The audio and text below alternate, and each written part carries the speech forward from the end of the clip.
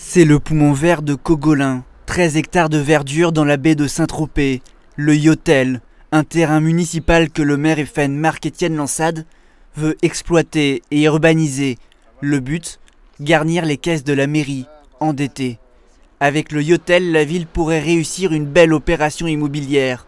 Pourtant, une association s'est constituée dans le but d'empêcher cette action municipale et de sauver ce qui est l'un des rares espaces verts de Cogolin.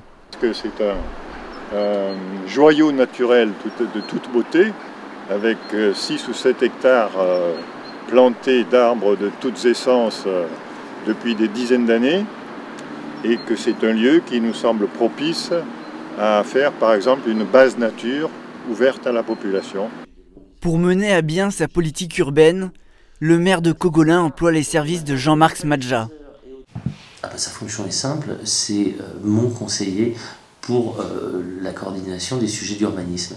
Il n'est pas élu, il n'est pas fonctionnaire, c'est lui qui pilote pour moi les dossiers parce que je considère que c'est un des meilleurs dans le domaine. Il se trouve que c'est un de mes amis par ailleurs, mais c'est pas parce qu'il est un de mes amis, je pense que son track record, comme on dit de nos jours, pourra laisser tout le monde muet.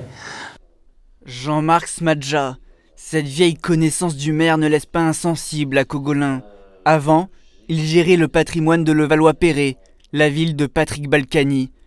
Dans une interview à Marianne, Marc-Étienne Lansade déclare qu'il a pour mission, je cite, « de faire du pognon pour la ville », y compris grâce au Yotel, une venue qui interroge donc l'opposition. Ce qui nous inquiète, c'est que cette relation entre M. Smadja et M. Lansade, elle date de leur épisode commun à Levallois, où l'un était à la société d'économie mixte et M. Lansade travaillait dans une société immobilière. Donc c'est des vieilles connaissances et qui se retrouvent ici à Cogolin. Donc, on peut se poser des questions, on n'a pas d'éléments aujourd'hui sur les légalités des choses, mais on voit bien que ça se passe entre amis. Plus problématique encore, sa situation contractuelle tardive. Il est recruté le 26 février 2015 avec un montage particulier. Jean-Marc Smadja passe par une société prestataire, domiciliée chez lui à qui la mairie attribue le marché de conseil en urbanisme. Ce qui signifie qu'avant cette date, il exerçait sans contrat, un bénévolat facturé 30 000 € l'année.